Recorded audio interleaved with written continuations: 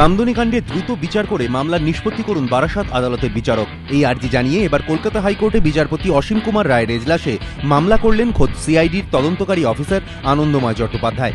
মঙ্গলবার এই মামলার শুনানিতে বিচারপতি অসীম কুমার রায় প্রশ্ন করেন, তদন্তকারী অফিসারের কি এই মামলা করার এখতিয়ার রয়েছে? এজলাসে তখন উপস্থিত ছিলেন বর্ষিয়ান ফৌজদারি আইন বিশেষজ্ঞ দীপক সেনগুপ্ত। তিনি বলেন, না, তদন্তকারী অফিসার এই মামলা করতে পারেন না।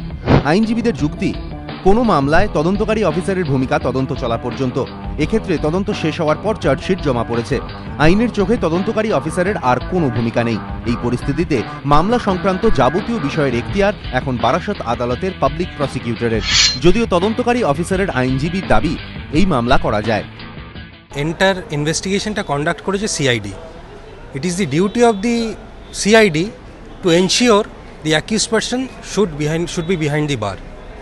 এই জন্য investigating officer as a representative of the CID and home department he has filed this petition praying for expeditious disposal of the trial of the matter. তবে রাজদীপ মজুমদার যাই বলুন, কলকাতা হাইকোর্টের ফৌজদারি আইন বিশেষজ্ঞ একাধিক আইনজীবী সেই যুক্তি মানতে নারাজ। তাদের পাল্টা প্রশ্ন, কামদুনি কাণ্ডে তদন্ত শেষ কি বলা যাবে? তার কারণ কেন্দ্রীয় ফরেন্সিক ল্যাব থেকে সেরোলজি রিপোর্ট আসেনি। ধর্ষণ বা গণধর্ষণের অভিযোগ প্রমাণে সেরোলজি রিপোর্ট অত্যন্ত গুরুত্বপূর্ণ। অর্থাৎ এই রিপোর্ট পাওয়ার পর ফের অতিরিক্ত চার্জশিট দেওয়ার সম্ভাবনা রয়েছে। সেই অর্থে তদন্ত এখনো সম্পূর্ণ নয়। আর তদন্তই যদি সম্পূর্ণ না হয়, তাহলে দ্রুত মামলা নিষ্পত্তির আর্জি কিসের? আজকে যে ঘটনাটা ঘটলো সেটা আমার অত্যন্ত আশ্চর্যের একটি বিষয় বলে মনে হয়েছে। এটা এক আদালত থেকে মামলা সরিয়ে নিয়ে অন্য কোনো পছন্দসই আদালতে নিয়ে যাওয়ার একটা কৌশল হতেও পারে। আইনজীবীদের একটি অংশের প্রশ্ন, চার্জশিট নিয়ে নিম্ন আদালতে প্রশ্নের মুখে পড়েছে সিআইডি।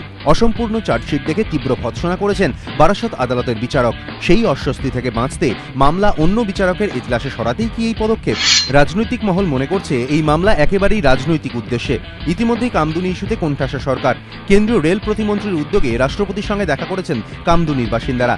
সেই পরিস্থিতি থেকে নজর ঘোরাতেই রাজ্যের এই কৌশল বলে মনে করছে রাজনৈতিক মহল। যদিও তাদের মতে এটা অত্যন্ত কাঁচা কৌশল। কারণ এই মামলায় সংশ্লিষ্ট পক্ষ করা হয়েছে কামদুনি কাণ্ডে নিহত তরুণীর ভাই ও হেফাজতে থাকা 8 জন অভিযুক্তকে। প্রশ্ন উঠছে, মামলার দ্রুত বিচার হবে কি হবে না, তাতে এই অভিযুক্ত ও অভিযোগকারীদের কি ভূমিকা? ধ্রুবজ্যোতি প্রামাণিক, এবিপি আনন্দ, কলকাতা।